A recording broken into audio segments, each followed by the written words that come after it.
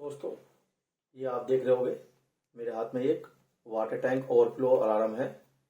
ये हमारे पास रिपेयर के लिए आया है। ये हमारे किसी दोस्त का है। ये उन्होंने कोशिश की थी इसे रिपेयर करने की। देखो, आप पीछे देख रहे हो, इसकी सील भी फटी हुई है। उन्होंने खोला है, इसके खोल के इसका अंदर चेक किया तो उनको समझ में नहीं आया, उनसे रिपेयर नहीं हो पाया। तो उन्होंने फिर मेरे को ये दिया है कि आप इसे रिपेयर करके देखिए। तो आज मैं आपको ही दिखा देता हूँ इसे चालू करके कि काम नहीं कर रहा है। देखो, इसके अंदर जो इंडिकेटर है, इंडिकेटर भी ग्लो नहीं कर रहा है। ये देखो, जो हमारे टैंक में जो दोनों वायर जाते हैं कनेक्टिविटी के लिए, इन्हें टच करने के बाद भी इसमें कोई साउंड की आवाज़ नहीं आ रही है। अब इसको हम खोल के देखते हैं इसमें आखिर प्रॉब्लम क्या है। हमने पहले भी वाटर टैंक अलार्म रिपेयर किया है, वो भी वीडियो मेरे चैनल पे है। उसमें यहाँ पर इंडिकेटर में सप्लाई थी, उसकी चिप खराब थी, तो उसको हमने रिपेयर किया था। अब इसको हम खोल के देखते हैं कि इसमें चिप खराब है और कुछ और प्रॉब्लम हुई है।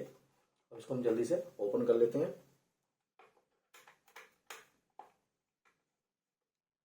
दोस्तों, हमने ये ओपन कर लिया है। अब इसमें ये हमारा ट्रांसफार्मर है जो यहाँ पर रेक्टिफायर लगा है। इसके बाद यहाँ डीसी बनता है और ये इसकी आईसी है, इसको हम चिप भी बोलते हैं। एक स्पीकर है। अब इसमें हम सबसे पहले चेक करते हैं कि इसमें इनपुट सप्लाई आ रही है यहाँ पर एसी की।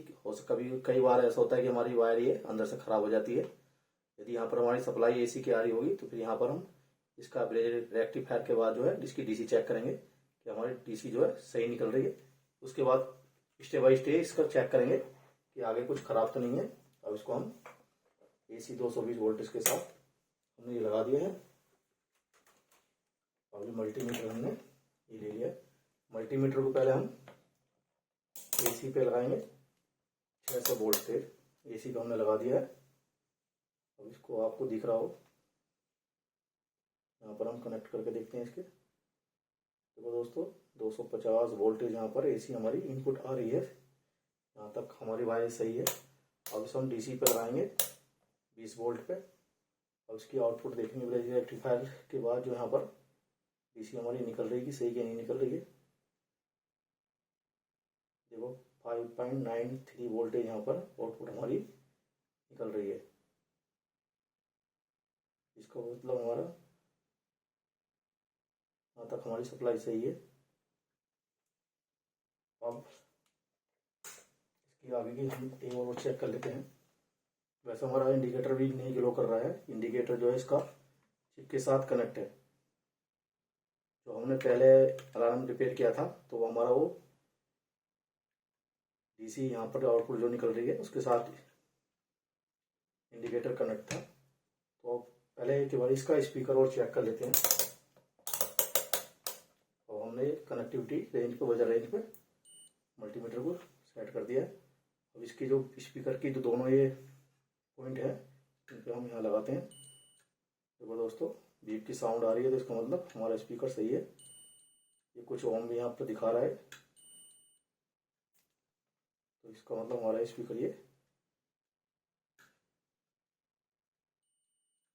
सही है।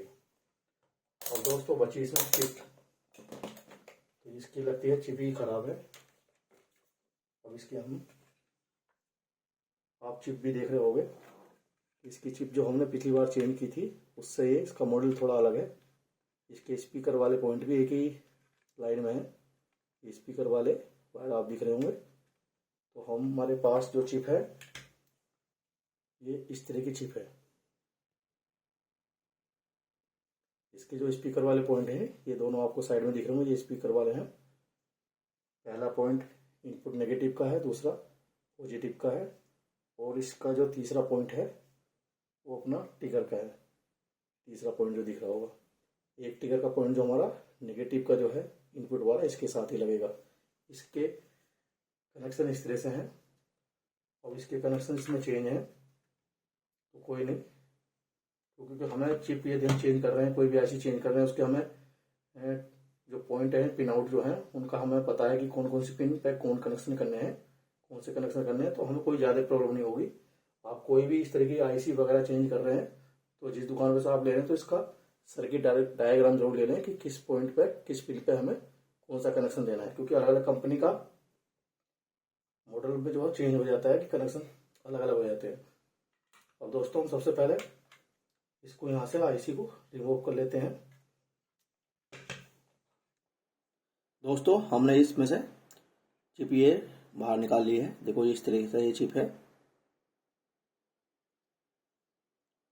अब इस चिप को हम साइड करते हैं और इसमें हम नई चिप लगाएंगे। ये चिप देखो, ये नई चिप है।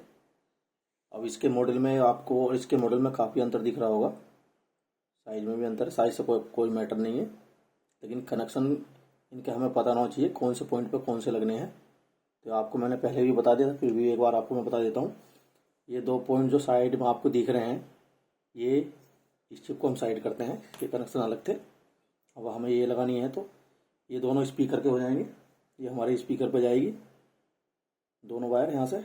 और इसका पहला पॉइंट जो है ये इसमें इनपुट नेगेटिव है और दूसरा जो है इनपुट पॉजिटिव है। और इसका जो वाटर टैंक अलार्म जो हमारा काम करेगा, तो ये सेंसर द्वारा करता है। जो वायर हमारी ये इस तरह की वायर जो टैंक में जाएंगी कनेक्टिविटी के लिए, तो एक जो नेगेटिव पॉइंट से हमारा वायर बाहर चली जाएगी टैंक में। और इसका जो टिगर के लिए एक पॉइंट ये हो जाएगा नेगेटिव वाला ही, और दूसरा जो टिगर है इसका ये थर्ड पॉइंट जो है वाटर टैंक अलार्म में जाएगा, वाटर टैंक में जाएगा सॉरी। ये दोनों पॉइंट जो हमारे टिगर का काम करेंगे, और ये प्लस ये नेगेटिव इसमें इनपुट भी हो जाएगा। इसके कनेक्शन इस तरह से हैं। तो हमारा वाटर टैंक जो अलार्म इस तरह से काम करता है, इसके कनेक्शन इस तरह से हैं चिप के। अब दोस्तों हमारा जो इसके में एक एलईडी भी लगी थी, तो मुझे लग रहा है एलईडी भी है कुछ डाउट लग रहा है, ख़राब सी है। इसको भी एक बार आपको मैं चेक करके दिखा देता हूँ। इसके देखो आपको एलईडी में अंदर दिख रहे होंगे, जो नैरो वाली इसमें पत्ती है वो पॉजिटिव है। देखो इंडिकेटर भी इसका ग्लो नहीं हो रहा है। ये हमारा ये इसका जो एलईडी है ख़राब हो गई है। इसकी जगह हम ये दूसरी है एलईडी हमारे पास है, ये रेड ब्लू आरबी एलईडी है। इसको हम इसमें लगाएंगे, जिससे हमें पता चलेगा कि हमारा वाटर टैंक अलार्म ऑन है कि ऑफ है। तो ये तो हमारा हो गया। ये इसमें एक डिस्क कैपेसिटर भी लगा हुआ था टर्मेरिक, 104 नंबर है इसका, आपको शायद दिख भी रहा हो।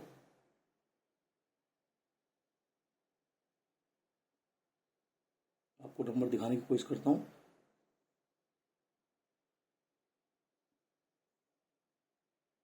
ये इसमें इसके जो पॉजिटिव नेगेटिव इनपुट जो है उस पर लगा हुआ है। दोस्तों अब एक इसके हम देखते हैं, जो एलईडी हमारी खराब हुई है, चिप खराब हुई है, तो इसके जो है तो इसके एक बार हमने इसके जो कनेक्शन हमने हटा रखे हैं, जो ट्रांसफॉर्मर हमारे जो रेक्टिफायर के बाद जो डीसी निकल रही है, तो उसको हम एक बार चेक कर लेते हैं कि वोल्टेज यहाँ से फ्लक्चुएशन नहीं कर रहे, क्योंकि चिप तो वैसे भी खराब हो जाती है, कोई इशू नहीं है। लेकिन इसका इंडिकेटर जो हमारा लगा था एलईडी बल्ब, वो जल्दी से नहीं खराब होना चाहिए। तो आपको मैं एक बार इसको दिखा देता हूँ इसमें हमारे वोल्टेज कितने निकल रहे हैं, क्योंकि हमारी चिप के लिए जो है वोल्टेज हमारे फिक्स होने चाहिए, उनमें वेरिएशन नहीं होनी चाहिए। तो ये 3 वोल्ट से लेकर 5 वोल्ट तक सही काम करती है। हमने डीसी पे अब इसे मल्टीमीटर को 20 वोल्ट पे सेट कर दिया है। और एक बार इसको हम ऑन करते हैं। ये जो हमारा पॉजिटिव पॉइंट हो गया, जिस पे हमारे ये डायोड लगे हैं, और दूसरा जो है नेगेटिव पॉइंट हो गया। वो आपको मैं आप देखना मल्टीमीटर में 5.87 वोल्टेज आ रहे हैं, आपको दिख रहा होगा। ये वोल्टेज थोड़े ज़्यादा हैं, 5 वोल्ट से थोड़े ज़्यादा आ रहे हैं। तो इसमें हम एक काम करेंगे, इसके वोल्टेज हम 5 वोल्टेज इसके आउटपुट निकालने के लिए हम इसमें एक 5 वोल्ट का जेनर डायोड लगाएंगे।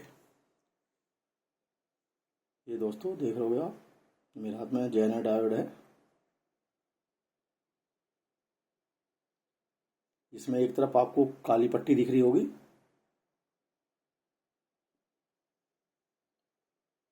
तो ये काली पट्टी जो है पॉजिटिव साइड रहेगी। और ये हमारा काम क्या करता है, जो वोल्टेज हमने इसमें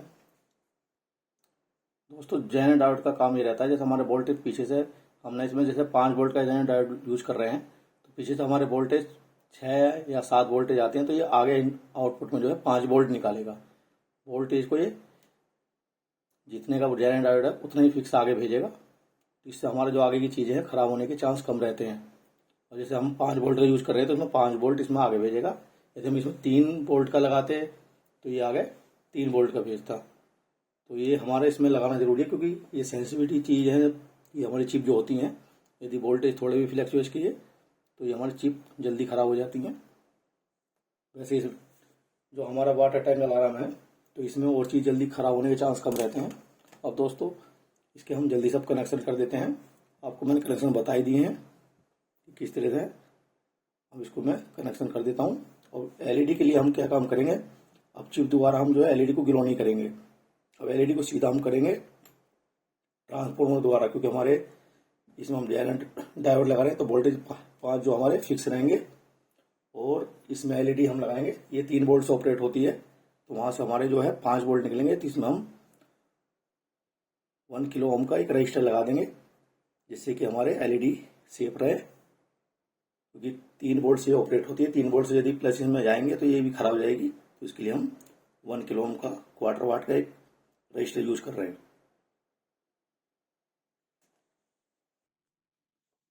दोस्तों हमने चिप के कनेक्शन कर दिए हैं। आपको एक बारी कनेक्शन करे हुए चिप में आपको बता देता हूँ कि कैसे कैसे हमने कनेक्शन किए हैं। ये 2 पॉइंट जो साइड वाले हैं, ये स्पीकर में हमने दे दिए हैं।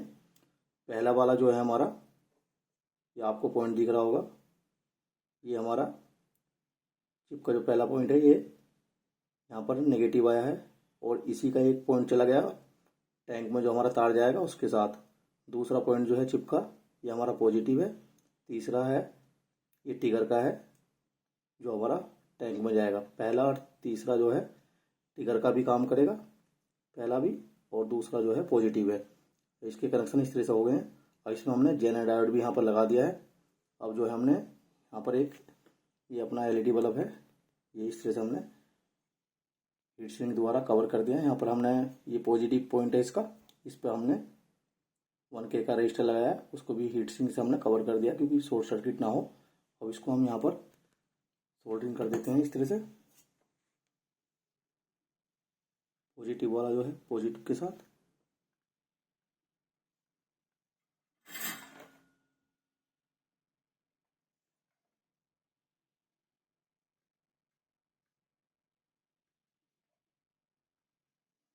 पॉइंट हमारा पॉजिटिव का है, इसके साथ हमने थोड़ी वायर जोड़ दी थी कि इसका लैग थोड़ी कम हो रही थी। ये हमारा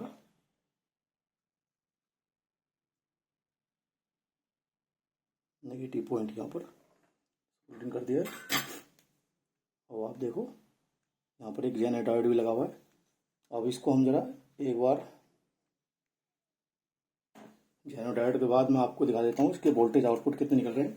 पहले हमारे वोल्टेज 5.6 के वोल्टेज के लगभग 5.8 वोल्टेज का लगभग यहाँ पर निकल रहे थे। तो जेन डायोड से कितने वोल्टेज यहाँ पर निकल रहे हैं। अब इसको हम एसी की सप्लाई देते हैं। देखो दोस्तों, इंडिकेटर हमारा दिख रहा होगा आपको, ग्लो करने लगा है। अब इसको मल्टीमीटर को डीसी 20 वोल्ट पर हमने सेट कर दिया। अब ये हमारा पॉजिटिव पॉइंट ये है, नेगेटिव है। देखो 5.06 वोल्टेज यहाँ पर हमारे निकल रहे हैं, क्योंकि मल्टीमीटर की थोड़ी रीडिंग प्लस माइनस होती है, तो यहाँ पर 5 वोल्ट ही फिक्स निकल रहे हैं। अब यहाँ पीछे से वोल्टेज यदि फ्लैक्चुएट करता है हमारा ट्रांसफार्मर, रेक्टिफायर से वोल्टेज अप डाउन होते हैं, तो हमारे जो वो ये आगे 5 वोल्ट फिक्स भेजेगा।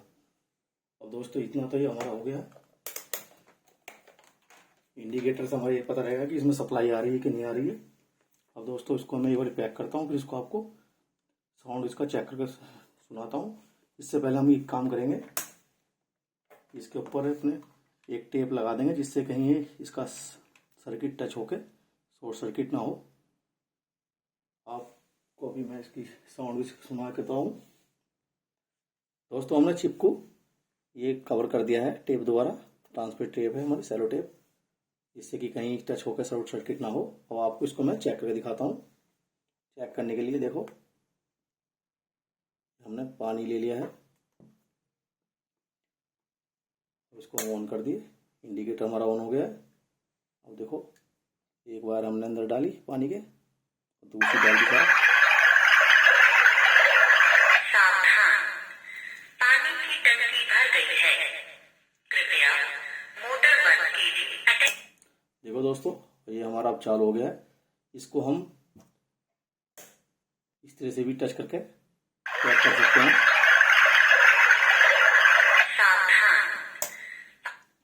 दोस्तों, आपको यदि वीडियो पसंद आई हो प्लीज़ लाइक कीजिए, शेयर कीजिए। यदि मेरे चैनल पे आप नए हैं तो मेरे चैनल को सब्सक्राइब कीजिए। इस एक वाटर टैंक अलार्म की मैंने जो पहले भी एक वीडियो डाल रखी है, उसमें जो चिप थी कुछ इस तरह की थी। इसका मैंने थोड़ा फंक्शन पूरा चेंज कर दिया है, तो मुझे इसका इंडिकेटर भी अलग से लगाना पड़ा, इसमें जेनोडॉइड लगाना पड़ा, और इसके चिप के जो कनेक्शन थे आप देख ही रहे हो, इसके कनेक्शन कुछ अलग थे, इसके कुछ कनेक्शन अलग थे, तो वो सब मैंने अलग से किया है। इसमें कुछ अलग अलग कंपनी के अलग अलग चिपों में अलग अलग कनेक्शन होते हैं, तो कोई भी चिप आप यदि खरीदते हो तो ये उस दुकानदार से इनके कनेक्शन का डायग्राम जो ले लें कि किस पॉइंट पे हमें कौन सी वायर लगानी है, तो उससे आपको इजी रहेगा रिपेयर करने में। ठीक है दोस्तों, वीडियो देखने के लिए थैंक यू दोस्तों।